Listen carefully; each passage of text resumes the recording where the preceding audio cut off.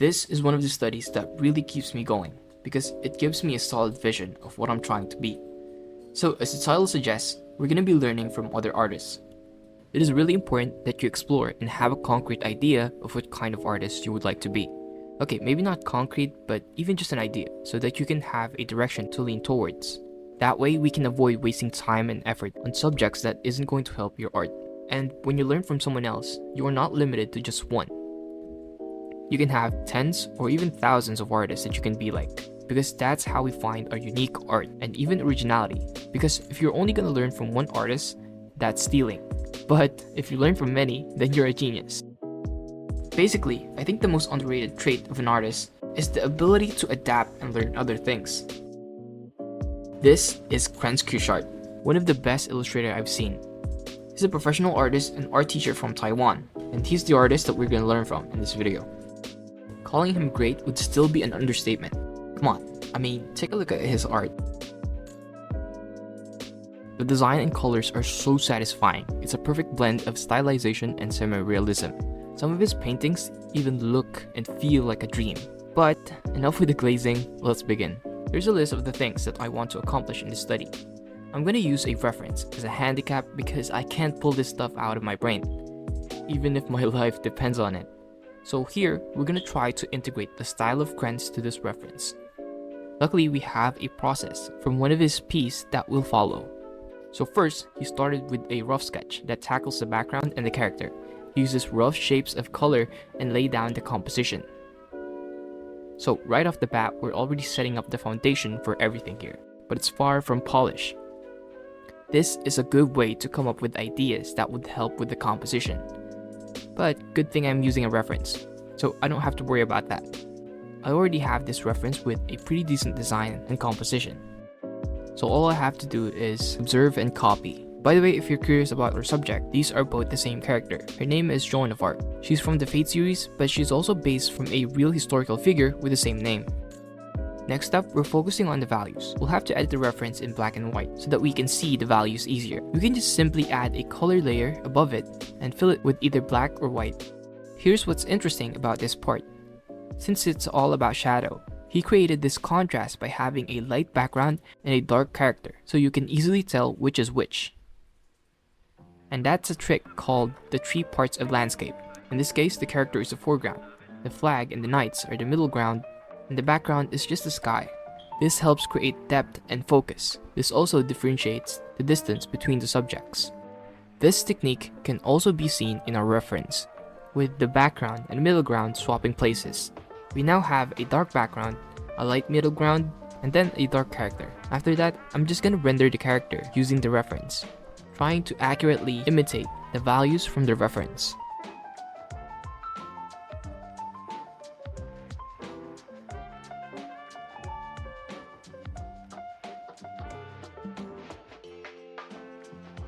Next step, we'll be adding colors. So I actually just realized that I made a big mistake. The grayscale process was not supposed to be rendered. See, the main process was you're supposed to only use the grayscale to design the character and compose the background using values. Then you're gonna use another layer to proceed. But that's only my speculation. So how did I make this mistake? Well, I actually did this in a rush, so I didn't have time to study the actual process and assumed that the grayscale was gonna be necessary. So I spent too much time on it without knowing that we're not actually gonna keep it. I was about to hit record and try again, but I realized I think it's important that I share this type of experience because it's not always gonna be perfect and those simple mistakes are gonna be inevitable. That being said, we're still gonna continue. Since I messed up the process, we're gonna improvise. And it made me come up with the idea of overpainting. See, the normal way to color grayscale is to use layer blending modes, but we're gonna use an overpaint technique to really capture Krenz's art style. Overpainting is basically adding another layer and painting with low opacity like this. It's like painting on how you would on a real canvas. Okay, so first we're gonna add an orange layer. And I use this color right here. And then I lower the opacity to around 30%. Since our reference is mostly made up of an orange light, kinda yellowish, but whatever. The most important thing that you should keep in mind is always paint in neutral or non-saturated colors. Always pick your colors on this side of the color palette, avoiding saturated colors. Then using a normal layer, here we're gonna paint the skin. Make sure to lower the opacity to 50%. Since we have a yellowish tone, we're gonna use a reddish color to balance the skin. Next, we're doing the same for the hair, as well as for the other parts. After adding colors, we can now work on the shadow, again, using the overpainting technique. At this point, I was mostly leaning towards the reference instead of the artwork, because if I were to integrate the art style, it would be risky, and it's gonna take time, so I played it safe and stick with the real reference.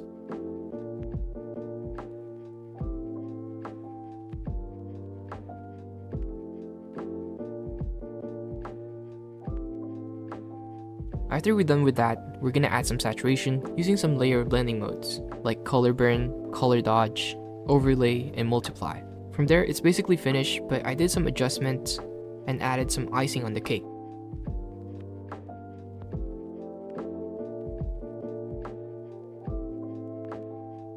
So, you're deeply focused in your art, experimenting with shapes and structure, and suddenly, you realize you're starving.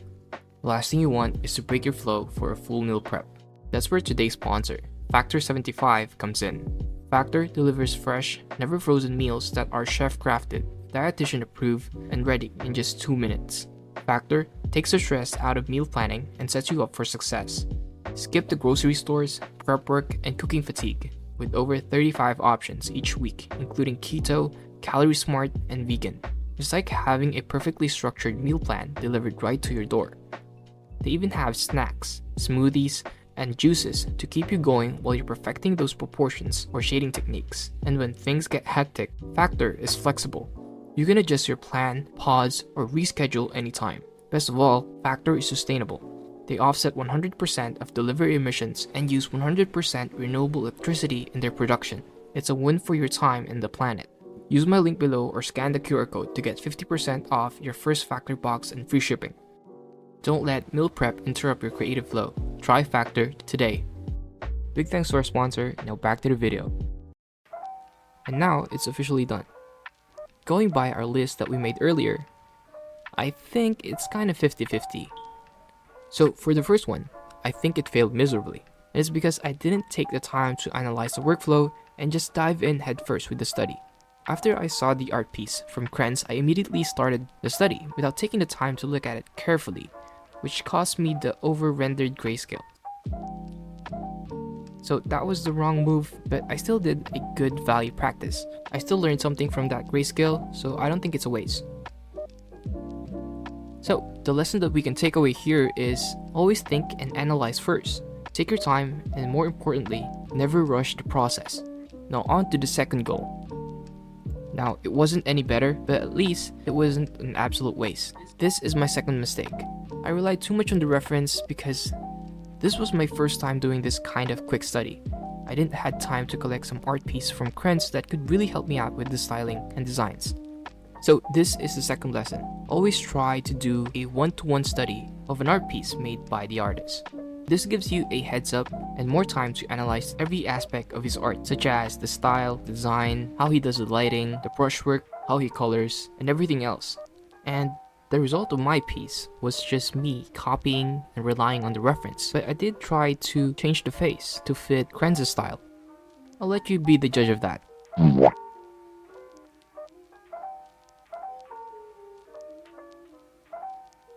Krenz doesn't really render his armor. I mean, he does, but it's not that realistic compared to what I was doing.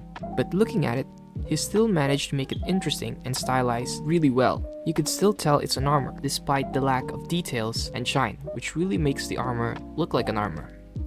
Another thing I noticed is his mastery of blocking shapes. Look at this design here. It doesn't have the lines to suggest the outline, yet the shapes of values easily illustrates the body very clearly. Now, if you look at Krenzkeshart's ArtStation, one thing you would notice is that he does some realistic paintings like landscape, portraits, and grayscale paintings. Those are some fundamental studies, and it is an important reminder that no matter how sharp and skillful you become, you still need to sharpen your edges regularly or else you become dull and rusty. Even though you're capable of drawing all the things you like, you still have to go back to your roots of being an artist, which is studying the basics of art fundamentals like value. This also signifies that a true master is a lifelong student. Always be open to learning something, because even if you think you know enough, it is impossible to learn everything. I would also like to mention Krensky-Schart's really impressive art style. It combines impressionistic techniques with detailed character rendering. Brushstrokes in the background are loose and textured, giving a dreamy, almost ethereal atmosphere, while the character is sharply detailed, emphasizing her significance in the composition. The mix of soft and focused elements recalls styles used in both traditional impressionism and modern concept art. The last goal is an absolute success. Even though I failed my goal of drawing like another artist, I still got one step closer to succeeding just by trying. It is important to try and fail rather than not trying at all, because now I learned something and gain experience. That's the actual main focus of the study. Try and fail, but also learn and try again. This, in my opinion, is the way to becoming better. And that's it. I hope this video helps, and I'll see you in the next one. God bless, and peace.